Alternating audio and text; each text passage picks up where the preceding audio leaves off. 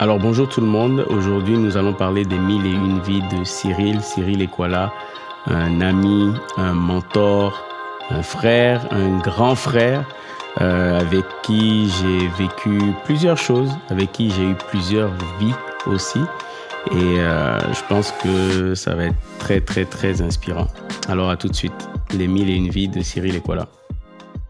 Le grand Cyril. Yes, sir. C'est comment?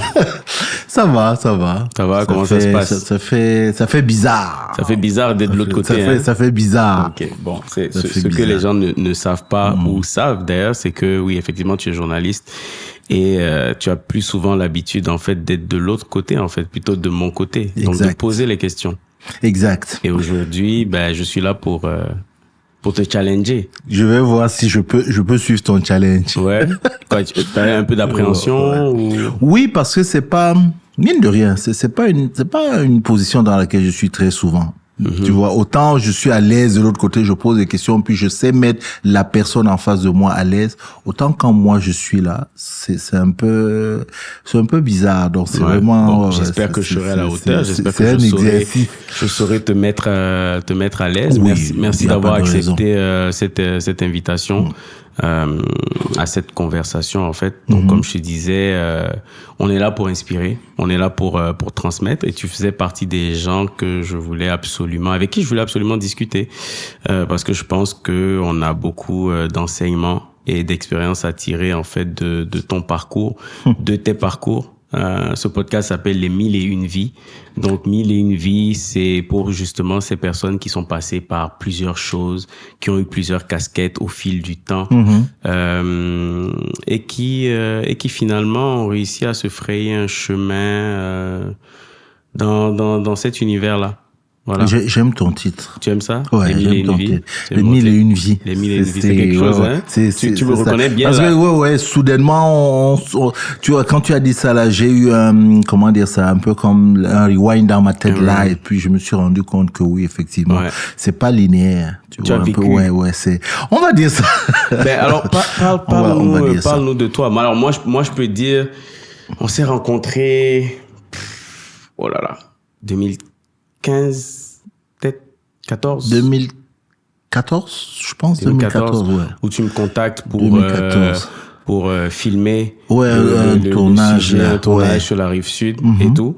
Et de là est née une grande, on va dire, amitié, une grande collaboration. C'est le premier contact? Ouais, je pense que c'est le premier contact, plus ou moins. C'était pas à Concordia? C'est vrai. Mais c'était le premier contact professionnel. Professionnel, d'accord, c'est ça, le premier contact professionnel. Et de là est né, de là a découlé en fait tout ce qu'on a fait aujourd'hui. On a été partenaires, collaborateurs. On a quand même vécu plusieurs vies ensemble quand j'y pense. Quand je pense à tous les endroits où toi et moi on s'est retrouvés à travailler au quotidien et tout, je pense que oui. C'est pour ça quand tu as dit 1001 vies, j'ai dit ok, même ne serait-ce que dans Montréal seulement, on va revenir sur avant là, mais seulement Montréal, ne serait-ce que pour nous deux, j'appelle ça quoi, les bureaux. Les bureaux. Bon, rentrons dans le vif du sujet. Qui est Cyril? Alors, ça c'est la question la plus difficile. Comment te définir? Qui est Cyril? Bon, aujourd'hui, je dis Cyril est un papa, est un époux ou un conjoint. On est au Québec, on va dire un conjoint, papa d'une fille.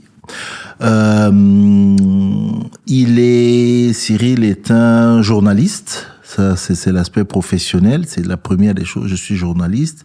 Évidemment, il est un Africain de la région du Cameroun, du continent. Le continent. Il est du continent.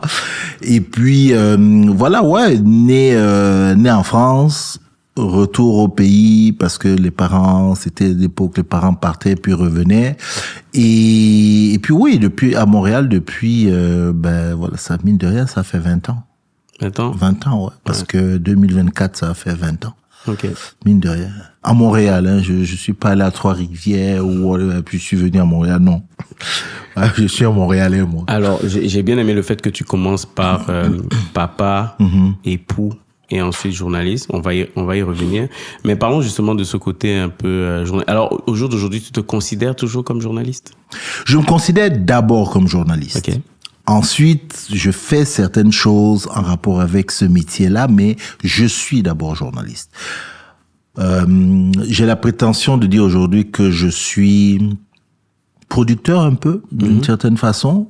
Alors, on parle de producteur, on parle de contenu, voilà, on dit quoi, producteur de contenu. Bon, moi, je dis toujours producteur de contenu audiovisuel, parce qu'il y a un certain type de contenu, je peux pas prétendre que je le fais. C'est ce que font un peu ces influenceurs, là, c'est ça qu'on appelle le vrai contenu, du moins qu'on appelle aujourd'hui contenu, donc je ne dirais pas ça.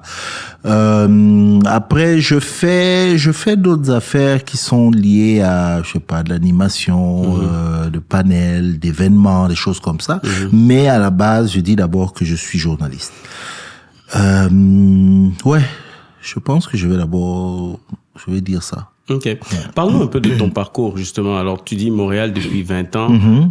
On va pas dire ton âge, tu le dis si tu veux. Non, mais moi, je suis dans la cinquantaine. Tu es dans la cinquantaine? Oui, okay. je suis dans la cinquantaine. Donc, Montréal depuis 20 ans. Donc, quand tu arrives, tu es déjà dans la trentaine, on va dire. Avant ça, tu étais en France, si je m'abuse, tu as déjà eu une vie. Donc, parle-nous un peu, justement, des prémices de tout ce que tu as fait en France. Je sais que tu n'en parles pas souvent, mais ce serait intéressant que les gens sachent avec qui tu as marché dans ce monde. Non, mais quand tu dis, effectivement, quand j'arrive ici, je suis déjà quasiment adulte, tu vois un peu. Oui, effectivement, j'ai fait des choses en France. Donc oui, je repars au Cameroun, je reviens en France pour finir le lycée, la fac, des choses comme ça. Et puis on essaie de se lancer dans le monde du travail. Rapidement, quand j'arrive en France, c'est vrai que je vais en Normandie. Pour ceux qui connaissent un peu, c'est en Basse-Normandie, Lisieux-Caen, c'est à peu près là. Puis après, je reviens dans Paris, mais Paris et la région parisienne. Pour faire l'intéressant, je dis que moi, je suis un gars du 9-5, parce que une bonne partie de ma vie, je l'ai plutôt passé à Sarcelles. Okay. Donc c'est vraiment là mon coin. Et puis oui, écoute, à ce moment quand on finit, on essaie de se trouver, tu vois, un peu des jobs et tout. Donc comme on dit, je fraye un peu avec des gens comme Alain Foucault, qu'on connaît aujourd'hui, le défunt Amoubé Mévégué, Claudicia. Là, je parle vraiment au niveau de la radio. Et ça même, rapidement pour te dire, c'est que moi, au début, la seule chose qui me passionnait, c'était écrire. C'était écrire. Et très vite, j'ai des amis dans le milieu de la musique. Et là, je rentre là-dedans, je suis avec eux, donc je pars, je commence à faire même parfois des bios d'artistes et tout. Puis on a même lancé un magazine à l'époque. Il y avait pas Internet, c'est fou. Non, qui s'appelait Le Disque Africain, et on parlait des artistes africains. Mais en fait, ce qu'on essayait de faire à ce moment-là, on voulait faire un magazine qui parle des artistes, promotion et tout comme ça, mais aussi de l'industrie. C'est l'époque où Kofi est en train d'aller faire son premier Bercy. C'est l'époque où le secteur A est en train de sortir. Donc tous ces gars, les jeunes, plus jeunes que moi, qui sortent de banlieue. Donc j'ai dit, ok, ces gars-là, il faut que je suive ce mouvement-là. Donc moi, Passy, Doc Gynéco, Stomy, c'est des gens que je connais très bien. Et là, on commence à bosser. Si j'avais su, je serais venu. C'est vrai que je te l'ai jamais montré mon disque d'or. Hein. Je t'en ai pas. Oui, qu'on avait obtenu, que le magazine avait obtenu avec Bisson à Bissot, leur premier album. Quand ils ont donné aux artistes, ils ont donné aux trucs. Bon, une histoire courte, faisons une histoire courte. Donc c'est un peu dans ce milieu-là que j'évolue. Donc je commence à écrire beaucoup et là je deviens un peu un journaliste culturel. Donc quand je fais ce premier magazine, c'est là où Claudicia m'appelle pour venir faire chronique à son émission. Et Mévégué, le défunt Mévégué, à l'époque, il y a une chaîne qui va naître qui s'appelle MCM Africa. Et là, il m'appelle pour en être le rédacteur en chef. Lui, il présentait l'émission avec une jeune fille. Comment elle s'appelait? J'ai oublié. Pas Myriam, mais quelque chose comme ça. Et là, bon, il y a l'expérience MCM Africa qui nous fait les clips débarquent de partout. C'est intéressant. Donc, on est là, mais comme d'hab, Doro, c'est-à-dire qu'on est dans une espèce de ghetto, que t'as pas idée, quoi. C'est-à-dire, on n'arrive pas oui, on n'arrive pas. C'est-à-dire, Kofi explose, tout ce monde explose, c'est RFI, c'est MCM Africa, mais on est dans un truc où, là, malheureusement, la France ne veut pas entendre parler des Noirs, des Arabes, non. Vous êtes tous des citoyens. Sauf que les citoyens, vous n'avez même pas trop le droit de vous exprimer. Donc, grosso modo, c'est ça. C'est un peu ce que je fais durant ces années-là, mais qui m'ont permis de rencontrer... Toute une panoplie de personnes. Oui, quand même, toute une panoplie de personnes. Et je sors un peu du culturel pour entrer dans ceux de l'audiovisuel, du cinéma, des choses. Bref, on évolue là-dedans. Et puis, voilà, au bout d'un moment, tu fais le tour, puis tu vois que ça rapporte pas vraiment. Et comme moi, j'étais plus intéressé, quoi qu'on dise, pas des affaires publiques, mais par tout ce qui était politique et tout ça. Bah, là, c'était beaucoup plus compliqué quand même de rentrer là-dedans. Bon, donc, on tourne là, comme on dit, on est à Paris, on tourne. Ben, jusqu'à ce que la porte du Québec s'ouvre, quoi, en fait. Et tu t'y engouffres. Oui, je m'y engouffre, mais pour ceux qui savent, je sais pas, aujourd'hui, ça peut peut-être avoir changé, mais dans ma tête, je quitte pas Paris pour aller à Montréal. C'est-à-dire qu'il n'y avait pas comparaison entre les deux. C'était Paname, de l'autre côté Montréal. Tu dis, mais pourquoi? Mais le cœur. Oui, non, le cœur a fait que direction Montréal. Non, en fait, la personne, effectivement, qui est ma femme aujourd'hui, qui est ma conjointe, quand on s'était rencontrés, elle était déjà dans le processus de venir ici. Ouais, c'est ça. Et donc, tu l'as suivi. J'ai dit, vas-y, me voilà, je saute dans l'avion, quoi. Et donc, tu arrives à Montréal. Ouais, j'arrive au Québec, à Montréal, Québec. C'est francophone, oui, mais c'est totalement différent. Complètement. Mais alors, je viens en 2002 dans le cadre du festival de jazz et francophonie. Je suis accrédité, je demande accréditation depuis Paris et tout ça.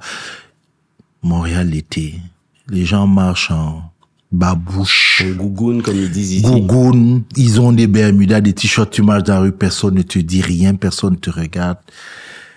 Doro, tu connais Paris, tu regardes ça. Toi, le gars noir qui marche en ville, comme ça, le policier va d'abord te demander, tu vas où? Tu vois un peu.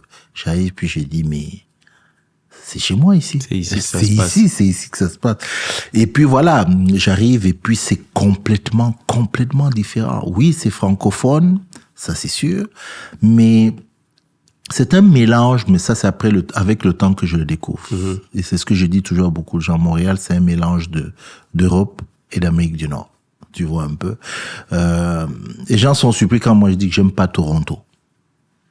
Je suis allé à Toronto quelques fois, puis c'est pas mon truc. C'est pas ton truc. Oui, c'est ça. Montréal, c'est plutôt ça, quoi. Donc, et donc, quand tu arrives ici, finalement, qu'est-ce que tu fais? Tu continues le journalisme culturel? Est-ce que tu passes à autre chose? Parce que quand j'arrive, d'abord, en 2002, très rapidement, j'essaye d'observer un peu le paysage. J'ai compris, il y a le Québec francophone, il y a le reste du Canada et tout, donc j'essaye de voir maintenant au Québec, qu'est-ce qui se passe.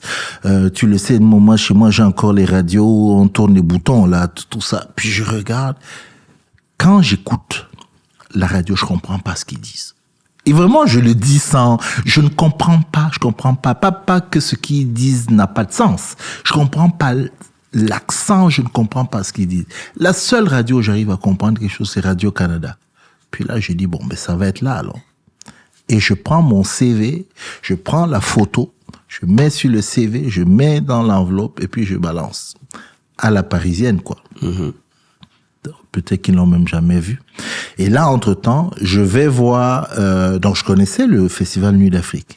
Ils font un lancement. J'y vais, et ça, je te parle de 2004, parce que j'arrive, en fait... J'ai dit ça fait 20 ans. Mais c'est parce que je suis arrivé, j'ai posé mes pieds à Montréal le 31 décembre 2003. 31 décembre, c'est là où je suis arrivé. Et donc, je vais à ce lancement-là, au même théâtre qu'on connaît là. Mm-hmm. Et ils font le lancement, je regarde et tout, je dis, ok. Et tu sais, comme on est là, on réseaute, puis je rencontre une dame qui commence à me poser des questions. Et là, premier choc encore, je dis, ici au Québec, ça parle, ça dit, tu connais pas la personne. Puis on commence à parler, puis elle me dit, oui, elle est animatrice de radio, elle a une émission africaine. Et vous avez une émission africaine. Elle dit, oui, j'ai une émission de radio africaine. J'ai dit, ah, vous avez une radio africaine? Non, elle dit, elle a une émission de radio africaine. Bref, je la taquine un peu, puis je comprends ce qu'elle est en train de dire. Elle anime une émission, c'est Radio Centre-Ville. Ah, mais si vous voulez, vous pouvez passer et tout. Et ça, le lancement a eu lieu un jeudi. Elle avait l'émission le lundi. Donc, lundi, je vais à Radio Centre-Ville. Et on parle. Puis en descendant, parce que c'était Radio Centre-Ville. Oui, donc l'étage en bas, il y avait, c'est là qu'il y avait la direction. Puis à l'époque, il y avait le monsieur qui était directeur, m'entend, il regarde aux escaliers. Puis il me dit, je vous ai entendu dire que vous êtes journaliste, machin et tout. J'ai dit oui. Il dit, oh, mais vous avez vraiment une belle voix et tout, ça vous dit de faire de la radio? Il dit, ça me dit de faire la radio. J'ai dit, oui, j'aimerais bien faire de la radio, mais pour le moment, il y a rien. Il dit, ah, ok, mais je vais noter ça. Tout simplement. Lynn, elle s'appelle Lynn Cook. Je l'ai encore vue l'été 2023, là, je l'ai vue ici à Nuit d'Afrique. Et Lynn Cook m'appelle un autre lundi de passer comme un espèce de chroniqueur. Et il s'avère que le lundi, le jour d'émission, elle a un pépin de santé. Elle me demande, est-ce que tu veux me remplacer? Je lui ai dit, moi, je sais pas faire la technique. Je ne sais pas comment ça va se passer parce que Radio Centre-Ville, et c'est ça que j'ai toujours aimé chez eux, moi, aujourd'hui, ça me sert, c'est que tu fais ta technique. Tu peux avoir un technicien, mais tu peux faire la technique tout seul. Et là, on me dit, oh non, on va te trouver quelqu'un. Et là, on me trouve quelqu'un. Et je fais l'émission. Doro, sans stress, sans rien du tout, je fais l'émission. Et voilà comment, j'ai oublié le nom, ça s'appelait Rythme quelque chose, là, ouais, voilà. Et voilà comment moi je fais le Planète, au bout de peut-être 4 mois, je fais le Planète Montréal du lundi à Radio Centre-Ville. That's it. Et voilà comment je comme suis. Ça. Voilà. Et depuis ce jour, je suis plus jamais sorti de ce métier-là. J'ai dit, bon, c'était mon truc, je l'ai trouvé, on va rester là-dedans, quoi. Ouais, c'est ça. Alors, fast forward des années plus tard, donc radio, journalisme et tout, au jour d'aujourd'hui, tu fais de la production, comme tu dis, donc il y a un côté un peu plus entrepreneurial, quelque part. Donc, on part de l'artisan, du corps de métier, de journaliste, à quelqu'un aujourd'hui qui produit des choses un peu plus larges, un peu plus grandes. Entre les deux, il y a eu des périodes creuses. Oui, il y a eu des périodes creuses. C'est-à-dire que, bon, rapidement, c'est-à-dire que c'est de Radio Centre-Ville que moi, je vais me retrouver après parce que je repostule. Alors, maintenant, normalement, je me trouve à Radio-Canada. J'entre à la salle des nouvelles. Hop, ça fonctionne normalement. On me prend, du moins. Et je fais mon job. Normalement, après, je vais à RCI. Et puis, on se sépare. Hein, c'est la formule que j'utilise pour dire. Consacrée. Oui, consacrée. On se sépare. Mais, sauf que pendant les dernières années, pendant que j'y étais, je vois que les gens parlent souvent de production externe et tout ça. Puis je me dis, mais je vais faire comme tout le monde. Je vais me procurer des caméras et tout, machin. Et puis on va commencer à faire des petits trucs. Mais je ne veux pas faire des choses pour ici. Moi, je me dis, ok, là, j'ai acquis de l'expérience. Moi, je vais faire des productions qui vont aller au bled. Tu vois un peu. Voilà mon objectif. Bon, écoute. On est en train de parler d'année 2006-2007, là. C'est le bled, quand tu envoyais les caméras, il fallait tenir tes caméras, venir les poser et attendre. Ouais. C'est tu n'envoies pas et puis tu restes ici, puis tu attends que ça tourne tout seul. Donc, projet que j'ai très vite, voilà quoi, le projet. Donc, effectivement, il y a eu une période creuse. Période creuse où, c'est fou, hein, tu me poses la question, mais je me rends compte que, Doro, j'ai jamais cessé de faire. J'ai même tout seul à la maison, j'ai jamais, parce qu'après, j'ai fait de la web radio en direction du Cameroun qui s'appelait Cameroun Voice. C'est un jeune Camerounais informaticien qui fait sa web.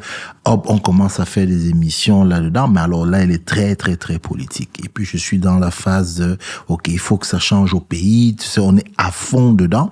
Donc, on fait l'émission, ça cartonne, quoi. C'est-à-dire donc, que... culture, rythme, Radio oui, Canada, voilà, je vais, politique maintenant. Je vais en politique. C'est pour ça que quand je t'ai dit au début, quand tu m'as demandé qui je suis ou qu'est-ce que je fais, je dis toujours aux gens, je suis d'abord journaliste. Et moi, je suis pas un journaliste c'est-à-dire, j'ai ma propre culture générale qui fait que je m'intéresse à tous les sujets. Je me rappelle même d'ailleurs quelqu'un dont je ne vais pas citer le nom, qui était un très grand animateur ici à Montréal, dans une chaîne mainstream et tout. Une fois, on s'était vu. Je dis ça, il n'y est plus. Hein. Et on discutait. Il avait fait ses études à Lille. Et il me dit, ça va pas marcher pour toi ici parce que tu es dans trop de domaines. Ici, on aime, soit tu es journaliste culture, soit tu es journaliste sport, mais pas quelqu'un qui, tu vois, un peu qui touche à tout. J'ai dit, ok, c'est pas bon. Non, donc je vais, il y a eu ces périodes creuses là, ouais, effectivement. Moi, j'appelle ça période creuse, mais qui ont été très riches d'enseignements. Bénéfiques, finalement. Ouais. Très riches d'enseignements. Et justement, alors là, ça m'amène vers deux questions. Je vais essayer de pas oublier de pas oublier la deuxième. C'est intéressant que tu parles, en fait, de ce qu'il te disait. Tu disais que ça ne va pas marcher parce que, justement, tu fais plusieurs choses. J'en parlais avec, justement, l'un de mes invités, Iso, où, justement, je disais que j'étais passé par cette période aussi où on me disait, mais Doro, tu peux pas être photographe, vidéaste, promoteur, graphic designer. Faut que tu choisisses quelque chose et tout. Et finalement, je m'étais embarqué dans ça, mais finalement, je m'étais rendu compte que, en fait, non, c'est pas vrai. Ça dépend de comment finalement, comment tu gères. C'est vrai que tu peux toucher à plusieurs sujets, tu peux toucher à plusieurs disciplines, tant que c'est cohérent pour toi et c'est cohérent dans ce que tu communiques avec les gens. Et je pense que tu en es un exemple aussi. Alors, oui, je suis un exemple, mais je vais tout de suite faire la différence avec toi. Toi, tu touches tout. Et tu touches tout bien. Ça, je le dis aux les gens qui savent pas là, toi, tu touches tout bien. C'est-à-dire que je t'ai connu en vidéo. Je t'ai connu après, j'ai vu parallèlement, tu faisais de la photo. L'événementiel, le graphisme, l'organisation d'événements, le conseil aux entrepreneurs. Ils ne savent pas ça. Hein. Bon, vous le savez aujourd'hui. Je veux dire, le truc, c'est que toi, tu as ça et c'est pas donné à tout le monde. Tu vois? Bon, dans mon cas, je pense que c'est dans une seule discipline, mais dans tous ces axes, tu vois un peu. C'est-à-dire que oui, le journaliste qui va parler culture, qui va parler politique, qui va parler depuis un moment beaucoup entrepreneuriat, moins le sport, mais ça c'est peut-être qu'on y vient, oui, parce que bon, voilà. À côté de ça, tu te dis, ok, il faut que je fasse mes propres affaires. Pour le faire, c'est quoi? Il faut que j'apprenne, par exemple, à produire. Il faut que j'apprenne à tenir un appareil photo. Donc, il y a des choses que je laisse complètement, que je mets de côté parce que ça vaut pas la peine. C'est pas mon truc. Tu vois un peu. Mais au moins, la production, c'est le projet. Tu apprends à l'idée et l'amener jusqu'à sa réalisation. Et je dis juste que à partir du moment où tu es du genre à te lancer là-dedans, autant le faire, parce que moi je suis un producteur autodidacte. Si j'ai pas été à l'école de production, tu vois un peu, c'est le terrain qui m'a appris à produire. Je dis, t'as pas été à une école d'événementiel, t'as pas, les gens savent ce que tu as fait, toi, en fait, les gens savent pas. Non. Parce que, bon, moi je vais le dire, parce qu'à la base, toi, tes études, c'est l'informatique. Mais si on dit ça, tu savais. Si on dit ça à quelqu'un, personne ne va croire que toi, c'est là où tu as fait tes études, parce que tu es plus dans tout ce qui est artistique. Et donc, tu as appris, tu vois, et puis ça sort, ça donne des choses. Donc, c'est un peu, non, c'est un peu ça, effectivement, je me retrouve à faire ces choses-là. Donc, quand moi, il m'a dit ça, c'est vrai que sur le coup, j'ai compris d'abord ce truc-là comme, je vais jamais trouver de travail, vu que je fais tout ça. Donc, il faut que j'aille chercher un truc dans quoi je vais me spécialiser. Je peux pas. Moi, j'aime la culture, j'aime la politique, et j'estime que non, on peut tout faire. On peut tout faire, c'est ça. Alors, justement, tu sais, tout à l'heure, je parlais de périodes creuses et tout. Tu sais, il y a eu plusieurs étapes. Donc, tu sais, on est revenu sur la culture à Paris. Tu viens ici à Montréal. C'est pas forcément facile au début. Et puis, finalement, tu saisis les opportunités telles qu'elles se présentent et tout. Comment tu fais pour, justement, on a l'impression que, je vais pas dire un éternel recommencement parce que c'est un peu comme si tu recommences toujours à zéro, mais cet éternel renouveau. En fait, on a l'impression que c'est toujours le phénix qui renaît de cette cendre. Donc, c'est-à-dire que tu es au top à Paris avec toute cette nouvelle vague d'artistes qui vont truc, et puis tu laisses tout ça pour le cœur, comme tu dis, tu viens à Montréal et tu dois recommencer à zéro. Et finalement, tu vas au top. Puis finalement, vous vous séparez, comme tu dis. Puis tu vas à autre chose. Et tu reviens toujours. C'est quoi la recette? Et c'est quoi qui lead? Qu'est-ce qui fait que justement, tu as toujours cette capacité à revenir? Même dans la tête, j'imagine. Je vais d'abord, je pense, te dire, c'est pas, bon, je dis oui, on se connaît, on fait notre chemin ensemble, c'est le travail. Tu travailles. C'est clair qu'il faut travailler. Mais dans ce que tu appelles l'éternel recommencement, ou du moins pas l'éternel, mais cette manière de repartir de plus belle, c'est, je pense, lié à... En fait, j'ai une vision dans ma tête. J'ai toujours su, depuis toujours, que... J'ai toujours su depuis toujours. J'ai toujours su que... À l'époque, c'est pas comme ça que je le voyais, mais... Je vais soudainement devenir très mysticiste là, mais je suis un passeur. Tu vois un peu, je suis un passeur. Je dois passer un ou des messages, j'en sais rien, vers les gens. Donc, d'une manière ou d'une autre, il y a toujours ce truc en moi qui me fait dire, ok, hop, on repart de plus belle, allons-y. Et puis tu te lèves un matin, puis tu dis, waouh, j'ai une idée, je vais aller dans ce sens-là. Je vois les choses de ce côté, voilà où je vais aller et tout.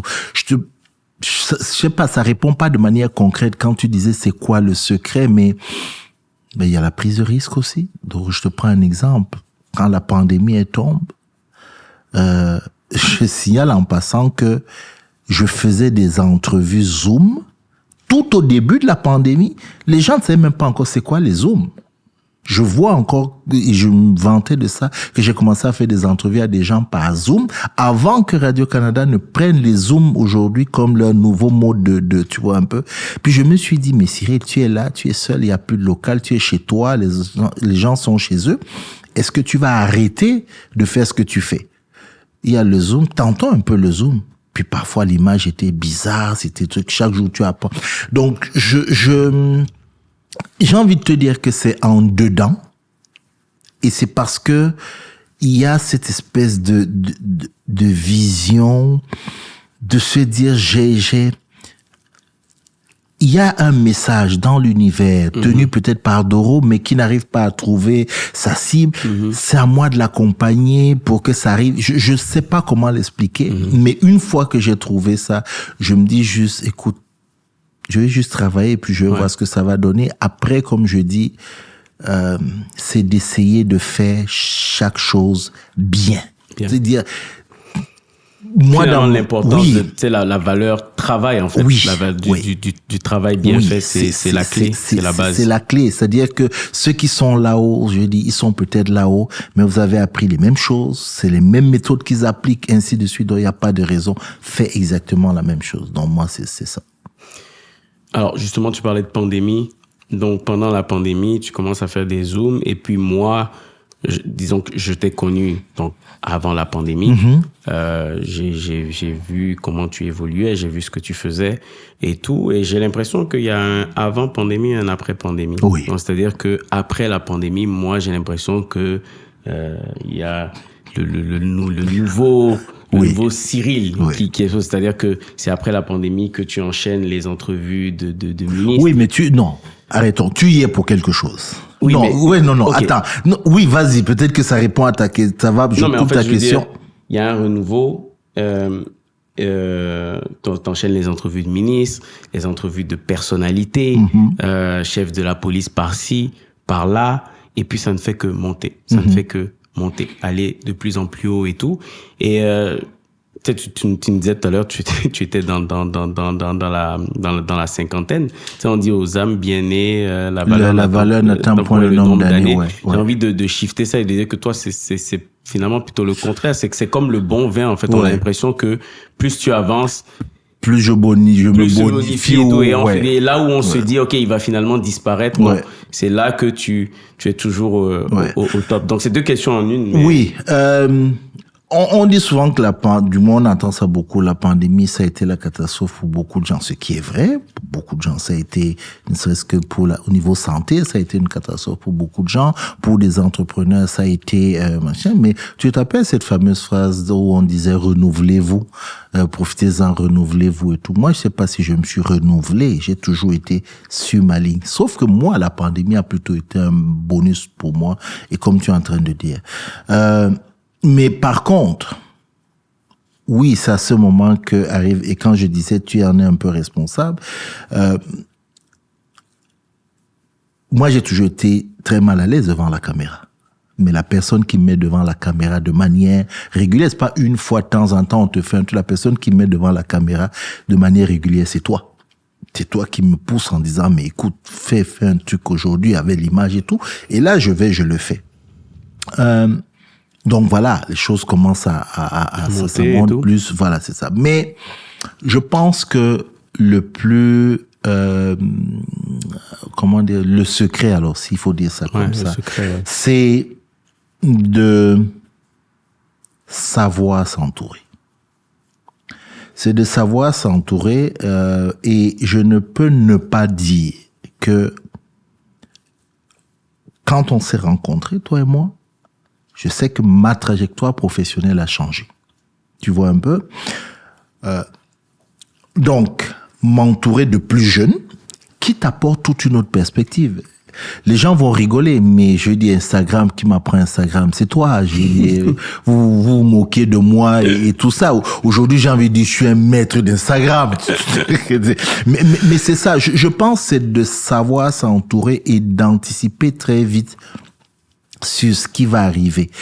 Je pense que j'ai une part là-dedans, dans le sens où c'est d'abord mon ouverture d'esprit. Absolument. Mais après, c'est de voir aussi comment tu t'entoures. Et je me rappelle, ce truc-là, bon, tu as connu mes rapports avec lui, Manu Dibango, c'était un grand artiste qui m'a dit, et qui, tu vois, par rapport à c'est l'âge de mon père, et qui m'avait dit un jour, tu sais quoi, je suis toujours entouré de jeunes.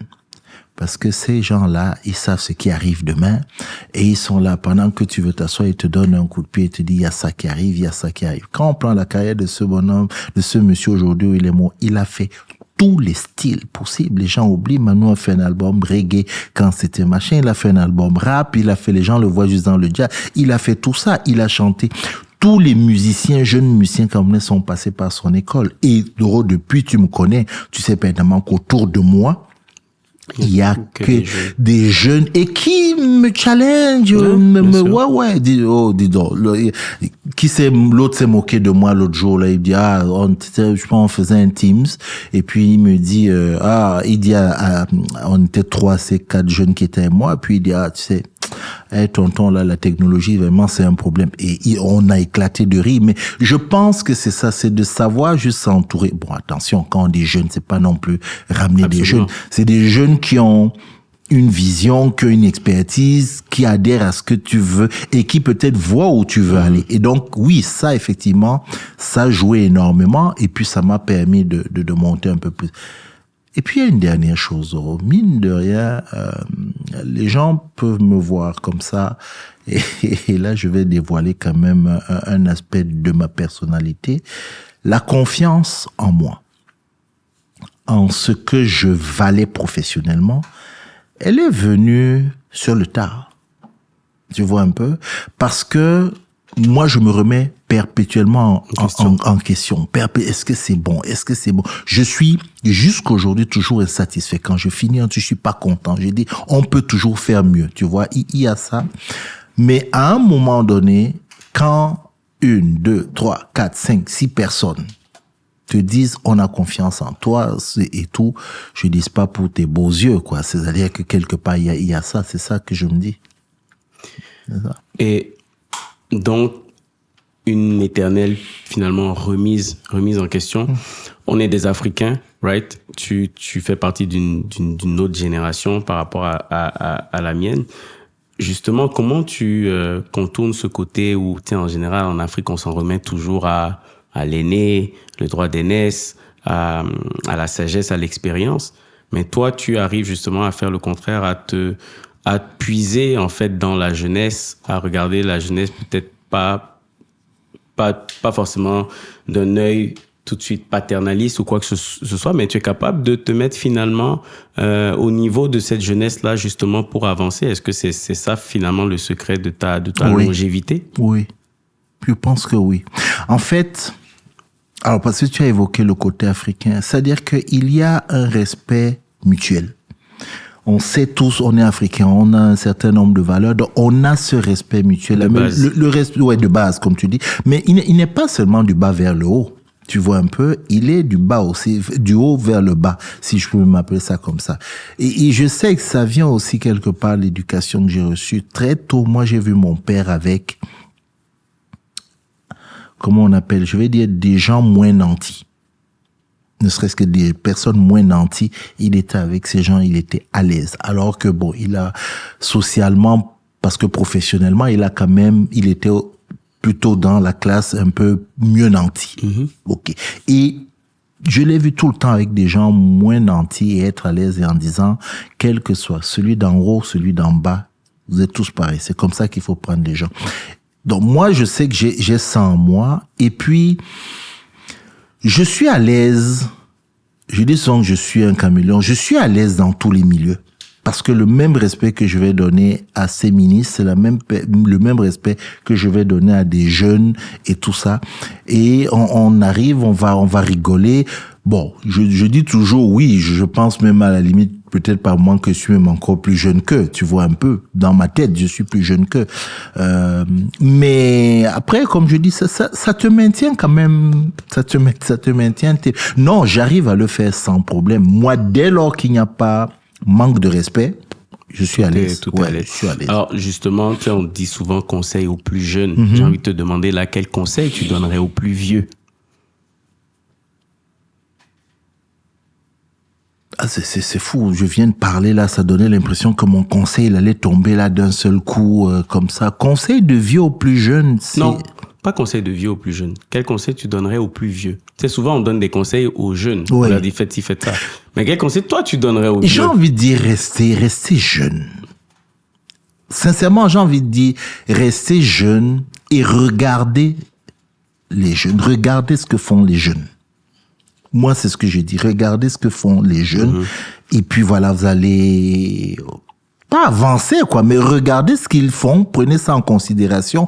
Ne partez pas avec l'idée, oh, il est jeune, je suis plus intelligent que lui. De base, comme on dit, c'est faux. T'es pas plus intelligent que lui parce que tu es son aîné. Mm-hmm. Tu peux avoir et je mets de gros guillemets, tu peux avoir une certaine sagesse, mm-hmm. une certaine expérience de la vie dans certains domaines, même pas dans tous les domaines. Mm-hmm. Mais ne regarde pas le jeune de haut en disant il est jeune. Non. Regarde-le, prends en considération ce qu'il fait, ce qu'il te dit, écoute-le et regarde-le. Voilà, c'est tout. Je dirais ça comme ça. L'éternel insatisfait que tu es, quel est son prochain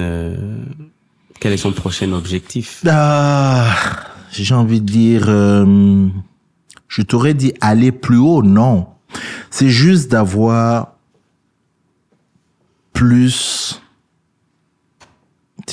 encore un peu plus d'impact par rapport à ce que je fais. Dans le sens, et quand j'entends impact, c'est si ça peut les aider à se démener pour aller, faire ce qu'ils aiment et le faire bien, aller le plus loin possible, je vais dire bravo. Pourquoi je le dis? Si moi, à l'âge où je suis arrivé, avec les hauts et les bas que j'ai vécu, ne serait-ce que ici, je laisse la vie parisienne, je prends ne serait-ce qu'ici au Canada, j'ai fait ce que j'ai fait, même pas ce que j'ai fait, je fais ce que je fais aujourd'hui, avec, je pense, quand même, quelque chose de correct. Ils peuvent le faire. C'est-à-dire que je veux et je vais reprendre la réponse, c'est d'essayer d'avoir le plus d'impact possible pour atteindre les plus jeunes et leur dire allez-y, tout est possible ici. C'est pas la phrase du gars qui est assis puis qui dit non, allez-y, tout est possible. C'est difficile, tu comprends, c'est difficile, mais Doro, il n'y a pas de secret. Mine de rien, quand tu travailles et que tu travailles fort, tu trouves satisfaction. Après, les valeurs, permets-moi, ça répond pas directement à ta question, les valeurs après de chacun sont différentes. Quelqu'un va travailler fort, pour lui le succès c'est d'avoir de l'argent, s'acheter une voiture, des immeubles et tout ça. On va mettre les choses au clair. Aujourd'hui, je pense que tu me connais, moi c'est pas ça mon rêve. Mon rêve c'est dès que tu es bien chez toi, ta famille va bien, vous avez la santé, vous mangez, vous vivez, c'est parfait, tu vois un peu. Après le reste, pour moi c'est du détail. Mais voilà, prenez votre place. Qu'est-ce que c'est banal à dire? Ouais, mais c'est. Oui, mais bon, c'est banal à dire, mais on le comprend. Est-ce que donc aujourd'hui, est-ce qu'on peut dire que tu estimes avoir réussi? Tu as rencontré le succès? Pas rencontrer le succès. Trouver. Est-ce que je suis en train de réussir? Je suis en train de réussir. Okay. J'ai pas encore réussi parce que il y a encore demain. Il y a encore demain. Ouais, right. Ça c'est sûr. Ben écoute, bon vent. Je pense qu'on se reverra dans encore 10, 20, 30 ans, peut-être. Ouais, assis. Ouais. Confortablement, puis les choses vont venir de gauche à droite. Non, mais très honnêtement, 30 ans, je me regarde aujourd'hui, 30 ans, on est au Québec, pas au bled, là, on a quand même de bonnes conditions de vie. 30 ans, si j'ai la santé, pourquoi pas? Je serai en forme. Que Dieu nous donne la santé. Oui, c'est toujours au top. Ouais, c'est cool, hein? Merci. Non, comment? Non, c'est cool, c'est cool.